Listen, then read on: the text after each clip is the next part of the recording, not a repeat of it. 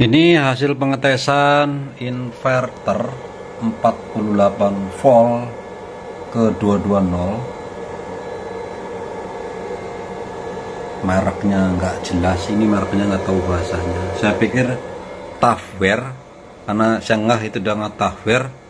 Rupanya bukan guys, begitu datang bukan Tafware.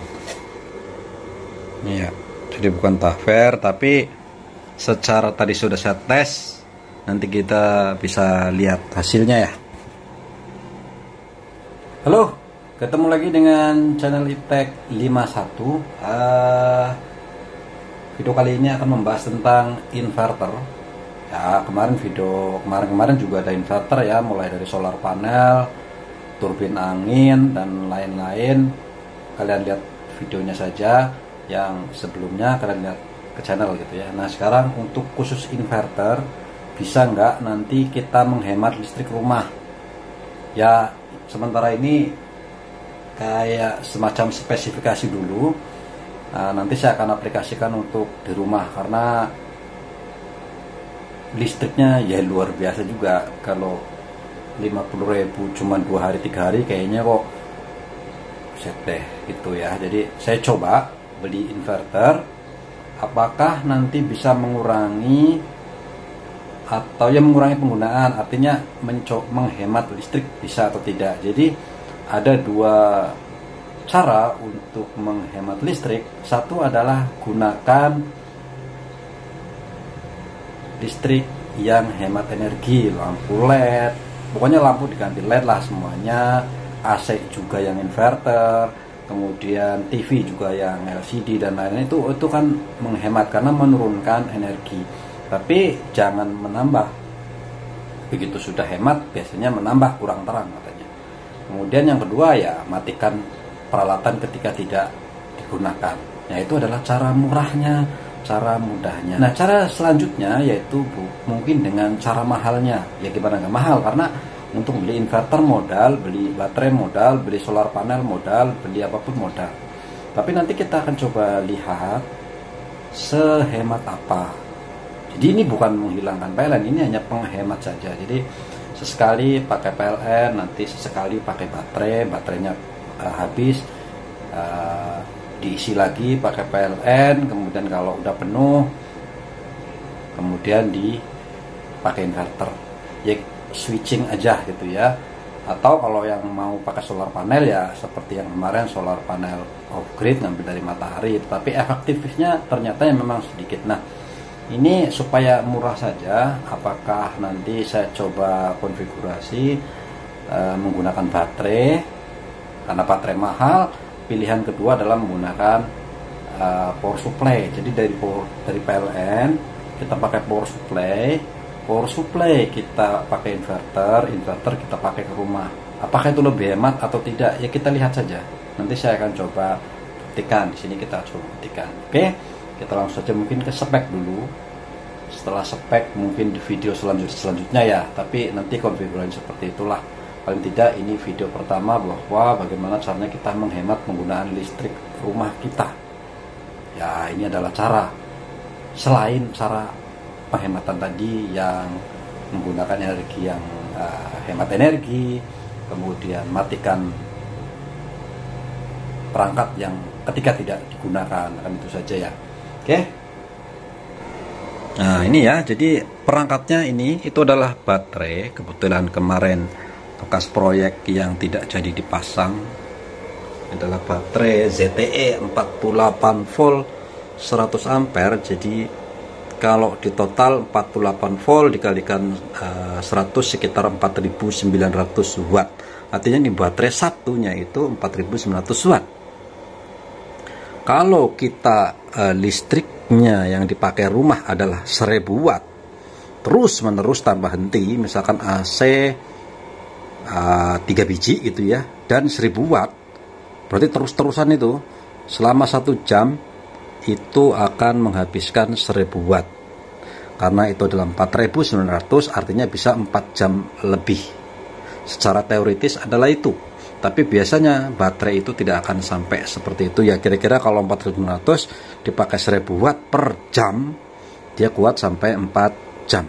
Nah, jadi 4 jam 1000 watt, biaya PLN adalah 1400 sampai 1500 per 1000 watt.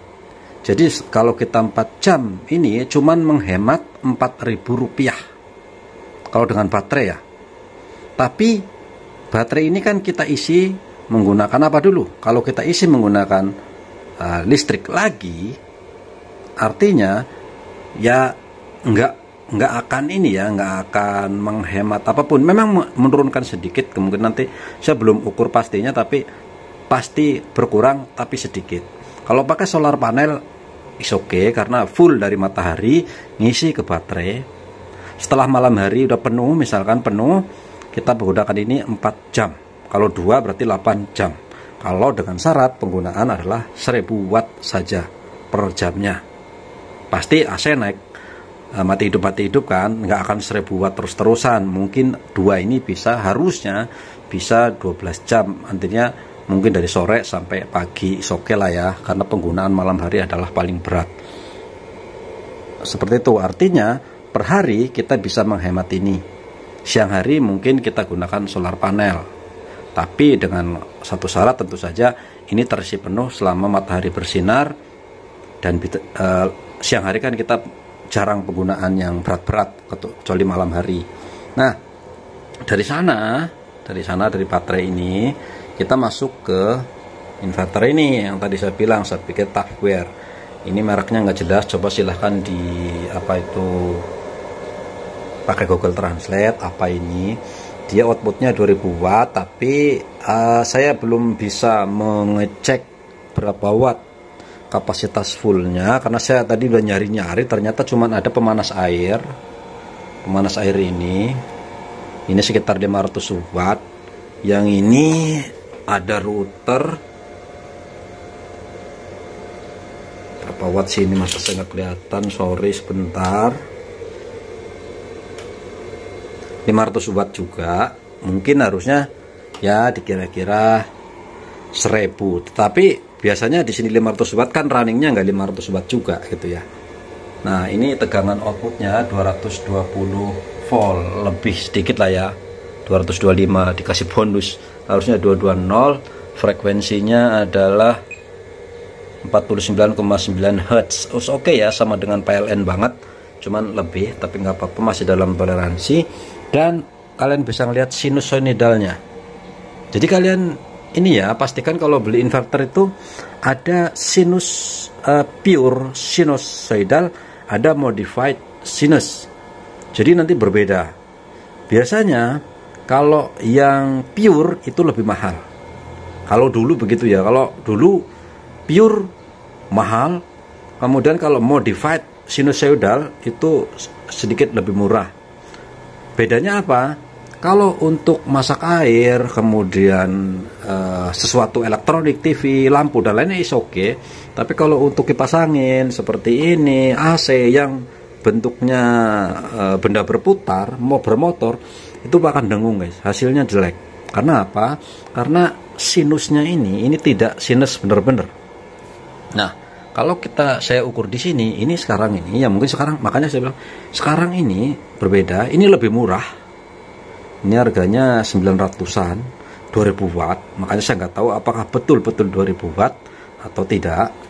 Tapi ini 2000 watt nulisnya. Katakanlah efisiensi 80%, artinya harusnya bisa 1500. Seharusnya ya, harusnya bisa.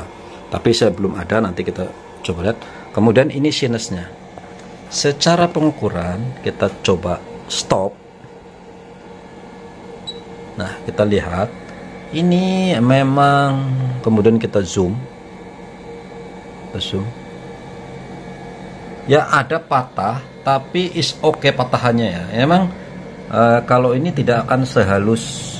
Jadi frekuensi itu makin halus, makin bagus. Jadi kalau yang pakai toroid, yang low frekuensi itu biasanya pakai trafo besar, berat, dan boros energi. Kalau yang ini elektronik, pakai high frekuensi, makanya dia ringan, enteng gitu ya, 2000 watt enteng banget, kecil, karena isinya cuma gini-gini aja nih, ada kayak begini, kemudian ada MOSFET, IGBT dan lain-lain, jadi enteng. Nah, ada yang perlu dibuang, biasanya di sini patah-patahnya besar. Kalau di osiloskop ini memang ya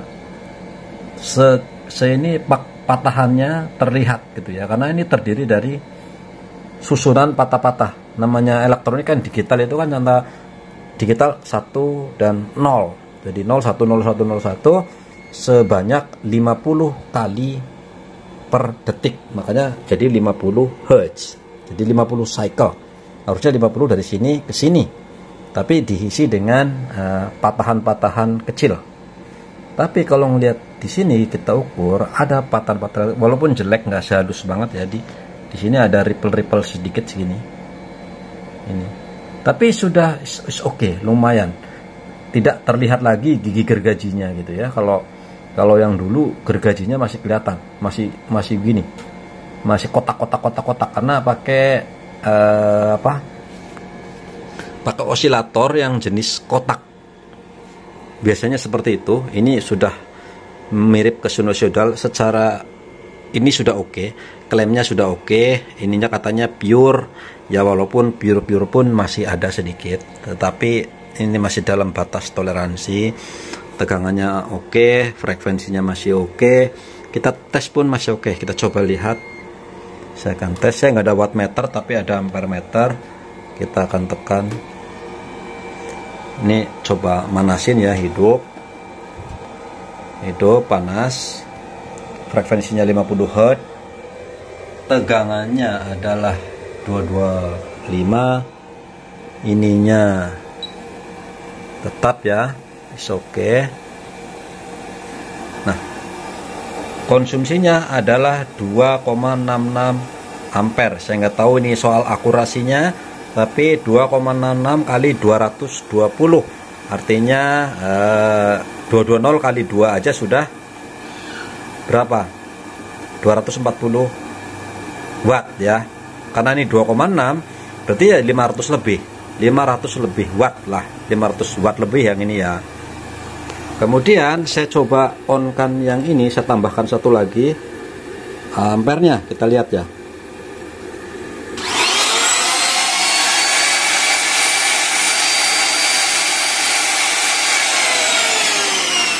Jadi 3,5 ampere, 220 kali 3,5 berapa tuh? Aduh, saya nggak bisa, saya nggak pinter matematik. Artinya adalah 3,5 ampere dikalikan outputnya 220, ketemulah watt. Jadi gitu ya, 600, mungkin sekitar 700 lebih ditambah ini. Saya nggak ada alat lain yang besar itu ya. Pengennya sih kalau ada 2 atau 3 ini, atau mesin cuci atau apa yang wattnya gede gitu. Ini nggak ada yang wattnya gede supaya ini. Tapi nanti saya akan coba aplikasikan ke rumah kali ya, pakai AC. Kalau AC kan 1 HP itu, yang 1 PK itu harusnya begitu on 750 watt. Tapi ya kita lihat nanti apakah betul. Jadi kalau 2 AC sudah 1500 watt. Seharusnya 2 AC ini kuat, harusnya ya, karena ada efisiensi. Biasanya dari 2000 klaim dia masih bisa mencapai 1300 sampai 1500, harusnya begitu. Tapi sebaiknya karena ini panas, dikasih pendingin lagi, dikasih kipas. Ini ada kipasnya tapi kurang besar, mungkin perlu dikasih kipas tambahan ya. Seperti itu. Nah, konsep dari ini seperti tadi yang saya bilang pertama. Nah, konsep pertama tadi akan pakai baterai. Baterai itu bisa diisi pakai PLN juga, bisa pakai solar panel juga, pakai turbin angin juga. Tapi yang paling efektif tentu saja solar panel. Ketika jam 8 pagi sampai jam 4 sore dia bisa ngisi, walaupun mulai efektif ketika jam 10 siang pagi sampai jam 2 atau jam 3 efektif buat ngisi. Artinya 5-6 jam ngisi. ZTE ini kalau ngisi 4000 dia ngisinya cuma 10 ampere. Artinya 10 kali 48 itu mungkin sekitar 400 watt. 400 kali 10 jam baru 4800 watt. Jadi 10 jam baru ngisi penuh 1. Nah ini repotnya yang ini nih, ini nggak bisa ngisi cepet-cepet karena ngisinya cuma 10% yang ini dari pabriknya. Nah repot kan, jadi sementara panas matahari belum tentu dapat 10 jam untuk menghasilkan 500 watt. Oke, dari solar panel masuk ke sini, dari sini ke sini, di sini kita pakai ke rumah-rumah. Opsi kedua yang supaya murah, menggunakan yang ini. Ini adalah power supply dari PLN masuk ke sini, outputnya masukin ke sini, jadi 220 volt, kemudian diturunkan menjadi 48, dari 48 dipakai inverter di 220 lagi. Nah, apakah betul diturunkan dulu kemudian dinaikkan lagi lebih hemat? Secara teoritis tidak, tetapi pasti ada pengurangan. Nanti kita akan coba begitu ya, konfigurasi seperti itu. Jadi kenapa lebih murah? Ini 900.000, yang ini kalau beli bekas-bekasnya itu sekitar 300.000, artinya 1.300. Udah colok ke PLN, masuk ke sini. Kalau bisa ke baterai bisa juga dari sana ke sini, dari sini ke sini untuk ngecas baterai. Jadi baterainya terisi juga. Sesekali ngisi penuh, matikan ini, gunakan baterai terus di rotasi gitu. Jadi efisiensinya berapa kita nggak tahu, mungkin bisa efisiensi beberapa ratus watt lah ya. Jadi kalau hitung misalkan tagihan per bulannya 500.000, mungkin bisa 450, mungkin bisa dengan konfigurasi begitu. Tapi kalau solar panel ya pastinya mungkin lebih efektif ketika solar matahari bersinar terus menerus, dipakai untuk ngecas baterai siang hari, dan malam harinya kita gunakan ini. Nah itu konfigurasi seperti itu yang bisa, bukan menghilangkan PLN, bukan, nggak bisa. Apapun yang terjadi, PLN itu jauh lebih murah, jauh lebih murah. Sekarang baterai ini berapa, solar panel berapa, biaya pemasangan berapa, perawatannya berapa. Kalau masang 1000 watt saja sudah menghabiskan 50 juta hingga 100 juta. Kalau nggak bisa masang sendiri kan pasti bayar orang, pasti mahal, kisaran sebesar itu. Lah, tinggal beli token aja 50 juta, berapa tahun guys? Sementara ini 10 juta ya hanya berapa ngiritnya gitu ya. Sementara plus minus saja. Bedanya adalah ketika kalian ada program pemerintah untuk ke green energy, atau kalian yang suka green, pengen bumi hijau, pengen bumi ini lebih hijau, pengen apa segala macam itu, ya is okay lah ya. Artinya buat kalian yang suka dengan green saja. Tapi kalau kalian ingin, saya pengen murah dari PLN, no juga, enggak juga. Kalau kalian modal hari ini 100 juta untuk masang beginian, ya beli token aja guys, 100 juta udah nggak perlu ngisi lagi kali selama 10 tahun 20 tahun ke depan gitu ya. Udah bebas listrik kan, sama aja kan. Ya itulah kira-kira seperti itu. Nah, cara penghemat termudah adalah matikan listrik ketika tidak digunakan, gunakan lampu yang hemat energi. Nah itu cara paling mudah, cara paling bijak, cara paling ini. Jadi buat apa kalian mencari-cari peralatan seperti ini yang begitu mahalnya ketika hanya ingin sekedar menghemat listrik? Sebetulnya ini tidak bisa menghemat kalau dikalkulasi dengan berapa pengeluarannya. Jadi ya hemat secara mudahnya saja guys. Dimanapun untuk hari ini, hari ini nih nggak ada energi lebih murah dari PLN, tidak ada. PLN adalah satu-satunya energi termurah saat ini.